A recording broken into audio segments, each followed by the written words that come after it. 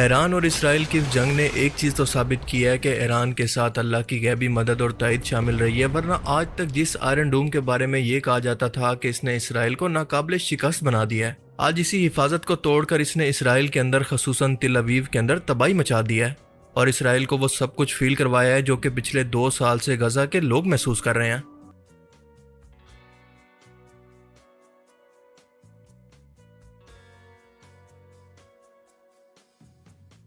X पर मौजूद Iranian military के मुताबिक एक अहम अस्पताल को जहां पर इसराइली आर्मी के लोगों का इलाज हो रहा था, इसको टारगेट करके तबाह कर दिया गया है।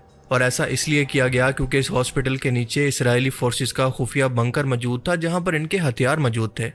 आपको याद होगा कि सेम यही मंतक इसराइली फौज गजा के अंदर मौजूद हर एक हॉस्पिटल को जो कि सिविलियन आबादी के लिए था उसको उड़ाने के बाद दिया करती थी कि इनके हॉस्पिटल्स के नीचे हमास के खुफिया हथियारों और पनाह के लिए बंकर बनाए गए हैं।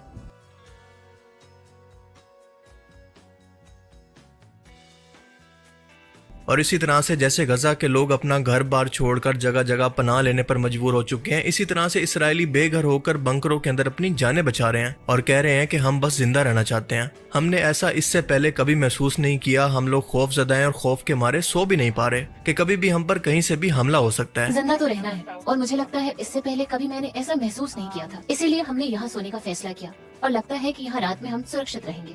यानी ईरान ने जानबूझकर वही तकलीफ और अजियत यहाँ के लोगों को महसूस करवाई है जो कि गजा के लोग पिछले 2 साल से तकलीफ और कर्ब के अंदर गुजार रहे हैं।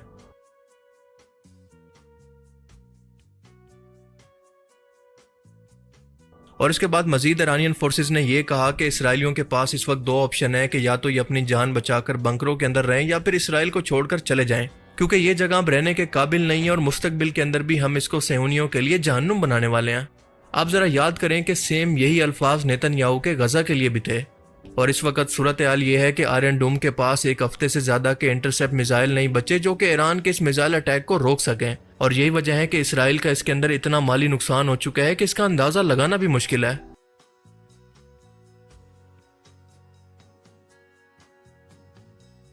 इसीलिए अमेरिका के लिए मजीद एक दिन भी इसको बर्दाश्त करना मुश्किल था और नेतन्याहू ने दुनिया के सामने सेम वही गजा कार्ड खेलने की कोशिश की है जो कि वो पहले भी मिडिल ईस्ट के अंदर खेलता आया है कि हम पर हमला हुआ है और हम अपना बदला लेने के लिए या फिर सेल्फ डिफेंस के लिए ईरान पर हमला कर रहे हैं। और अब की बार उसने ये हमला डायरेक्ट खुद नहीं किया बल्कि अमेरिका की तरफ से करवाया। 21 जून 2025 की सुबह ईरानी वक्त तकरीबन 3:30 पर अमेरिका ने ईरान की 3 न्यूक्लियर साइट्स पर हमला कर दिया है।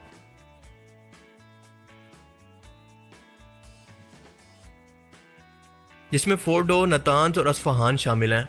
आपको बताता चलूं कि फोर्डो ईरान की सबसे ज्यादा महफूज पनाहगाह थी या फिर न्यूक्लियर साइट्स थी जो कि पहाड़ों के अंदर मौजूद थी। इसको भी टारगेट किया गया और इन पहाड़ों के अंदर बंकर्स को तोड़ने के लिए B-2 बॉम्बर त्यारे का इस्तेमाल किया गया, जिसको मैंने लास्ट वीडियो के अंदर डिस्कस किया था कि ये त्यारा अमेरिका का बल्कि दुनिया का सबसे एडवांस तरीन त्यारा है और ये एक स्टेल्थ एयरक्राफ्ट है जो कि रडार की पकड़ में आए बगैर इंतहाई खामोशी के साथ एक वक्त के अंदर कई बम गिरा सकता है और न्यूक्लियर हथियारों को भी ले जा सकता है। ईरान के फोर्डो पर हमले के वक्त इसने 30,000 पाउंड के बंकर बस्टर बॉम्ब जिनको GBU-57 MOP भी कहते हैं ये गिराए।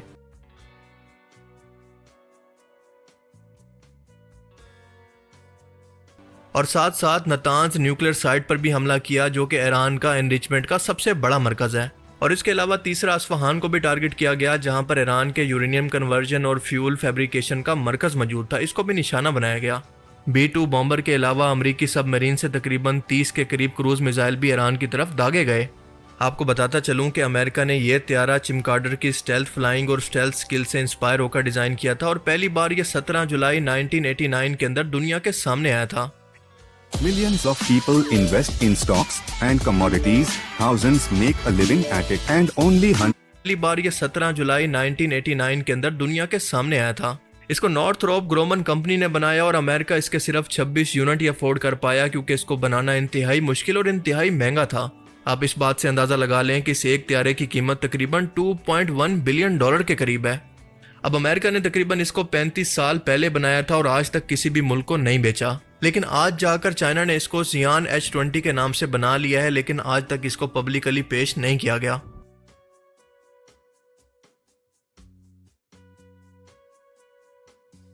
खैर, इस त्यारे पर मजीद कभी किसी वीडियो के अंदर डिटेल के अंदर बात करेंगे।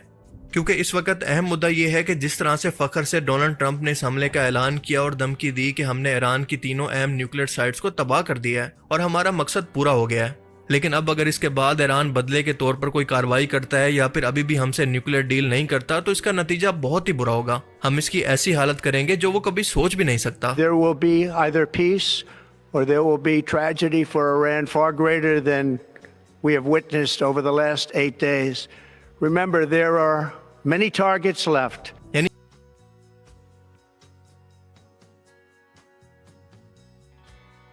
जैसे मैंने लास्ट वीडियो के अंदर कहा था कि नेतन्याहू कैसे भी करके अमेरिका को इस जंग के अंदर घसीट कर ले आएगा, और बिल्कुल वैसा ही हुआ, क्योंकि पूरी दुनिया ये बात जानती है कि इसराइल अकेला जंग के अंदर कभी भी कुछ नहीं कर सकता। ना तो इसके पास इतनी माली सपोर्ट है और ना इतने ताकतवर हथियार के ये अमेरिका की मदद के बगैर किसी भी मुल्क से अकेले जंग जीत सके।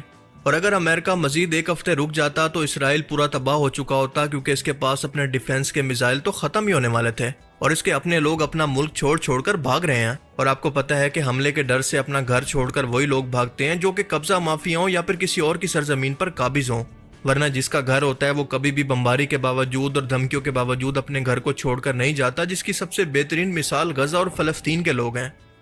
अब ये बंदा डोनाल्ड ट्रंप शायद ये सोचता है कि वो ईरान को इस तरह से धमकियां देकर डरा कर इससे जबरदस्ती कुछ मनवा लेगा, लेकिन शायद ये ईरान की तारीख को नहीं जानता और सीरियसली ना इस बंदे को ग्लोबल पॉलिटिक्स की ज्यादा समझ है। अगर ऐसा ना होता तो आज यूरोप इससे यूक्रेन की वजह से दूर ना हो रहा होता। और दूसरी तरफ अमेरिका के इस हमले के बाद ईरान ने यह ऐलान किया कि अब से मिडल ईस्ट के अंदर मौजूद अमेरिका की कोई भी बेस महफूज नहीं है, क्योंकि हम सबको टारगेट करेंगे। और साथ साथ हम स्ट्रेट ऑफ हॉर्मुज़ को भी ब्लॉक कर रहे हैं, जिसके बारे में हमने पिछली वीडियो के अंदर जाना था कि इसके ब्लॉकेज की वजह से अमेरिका और इस्राएली इकोनॉमी और इसकी स्टॉक मार्केट पेट्रोल की बहुत ज्यादा बढ़ने वाली कीमतों की वजह से क्रैश या फिर शूट कर सकती है।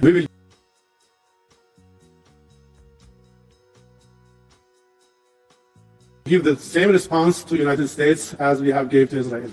We will respond strongly and we will stop aggression from any side, be it Israel or United States. और तीसरा, फौरन जवाबी कार्रवाई करते हुए ईरान ने इसराइल पर 27 के करीब मिसाइल दागे, जिन्होंने बेन गोरियान इंटरनेशनल एयरपोर्ट और दीगर मकामात को निशाना बनाया, जिसके अंदर कम से कम 20 अफराद जख्मी हुए। और इसके बाद बदले के तौर पर इसराइल ने भी ईरान के शहरी इलाकों पर बमबारी की और इसके मजीद फौजी अड्डों को निशाना बनाया। पर इसराइल के लिए मसला यह है कि इसकी आबादी 3 बड़े शहरों के अंदर रहती है, जिसको टारगेट करना आसान है, पर ईरान बहुत बड़ा मुल्क है और उसकी आबादी एक जगह पर नहीं है, जिसको टारगेट करने के अंदर इसराइल को बहुत मुश्किल होती है। यानी इस वक्त सूरत हाल ये है कि अमेरिका धमकियों से हटकर अब एक फुल फ्लेज वॉर के अंदर दाखिल हो चुका है, और दूसरी तरफ ईरान भी किसी भी तरह से हार मानने के लिए तैयार नहीं है और इसके रिस्पॉन्स से ये बिल्कुल वाज़ेह है कि वो इसका बदला लिए बगैर आराम से नहीं बैठेगा।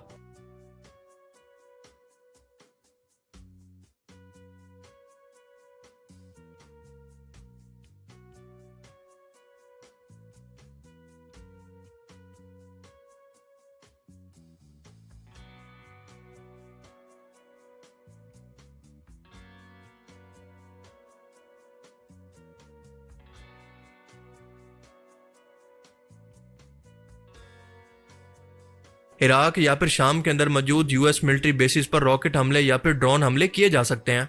ईरान की साइबर फौज अमेरिकी बैंकिंग, पावर सिस्टम और कम्युनिकेशन सिस्टम को हैक कर सकती है, जो कि ये पहले भी कर चुके हैं। और अगर खुदा न खास्ता हालात मजीद खराब हो गए तो ईरान गल्फ के अंदर अमेरिकी बहरी जंगी जहाजों पर ड्रोन से हमला कर सकता है, लेकिन वो हर सूरत मुकम्मल जंग या अमेरिका मुल्क पर डायरेक्ट हमले से बचेगा। अमेरिकी ओपोजिशन कांग्रेस ने ट्रंप के इस फैसले को कानूनी तौर पर चैलेंज किया है कि हम लोगों को एतमाद में लिए बगैर ये हमला कैसे किया गया, ये तो सीधा सीधा ताकत का नाजायज इस्तेमाल है। और आपको याद होगा कि ये बंदा तो हुकूमत के अंदर इस वादे के साथ आया था कि अमेरिकन टैक्स का पैसा इस तरह से मैं जंगों के अंदर बर्बाद नहीं करने दूंगा, जो कि पहले से होता आ रहा है, और आज वो बंदा वही सब कुछ खुद से दोहरा रहा है। अब जाहिर है कि इसकी वजह से इसकी रेपुटेशन पर भी बहुत बुरा असर पड़ेगा। और जैसा कि मैंने कहा था और प्रेडिक्ट किया था कि वक्त आने पर तमाम मुस्लिम मुल्क न्यूट्रल हो चुके होंगे, बिल्कुल वही हो चुका है। तुर्की, पाकिस्तान, सऊदी अरेबिया मुकम्मल तौर पर खामोश हैं। और सोशल मीडिया पर तो ये खबरें भी गर्दिश कर रही हैं कि दरअसल अमेरिका ने ईरान पर इस हमले के लिए इंडिया और पाकिस्तान की एरोस्पेस को इस्तेमाल किया, और पाकिस्तान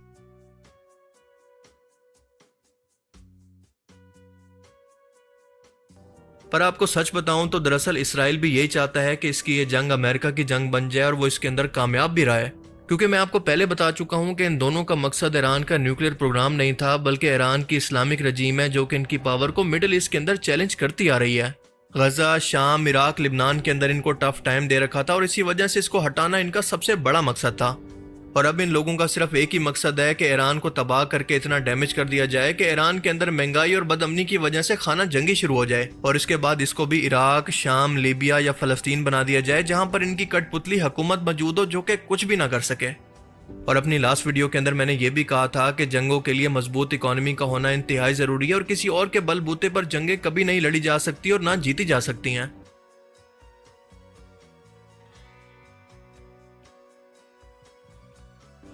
अब ईरान क्योंकि अपने मिसाइल खुद बना रहा है, इसी वजह से इसराइल को इतना डैमेज कर पाया। लेकिन आप जरा सोच कर देखें कि ईरान जितने भी मिसाइल बना रहा है, क्या वो मुफ्त के अंदर बन रहे हैं? इनकी कोई कीमत नहीं है क्या? और क्या इन मिसाइलों ने कभी ख़त्म नहीं होना? जंगों के नाकाबिले बर्दाश्त खर्चों की वजह से सोवियत यूनियन तक टूट चुका है, जर्मनी टूट चुका है, तो सवाल यह है कि ईरान इसको कब तक बर्दाश्त कर पाएगा? और इसी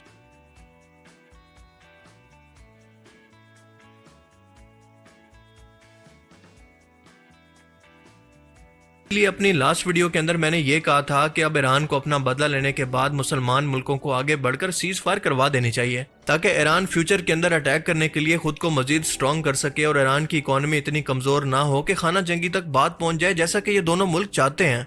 पर सच बताऊं तो अब मुझे हालात वैसे नजर नहीं आते, क्योंकि अमेरिका की एंट्री और ईरान के बदले की आग के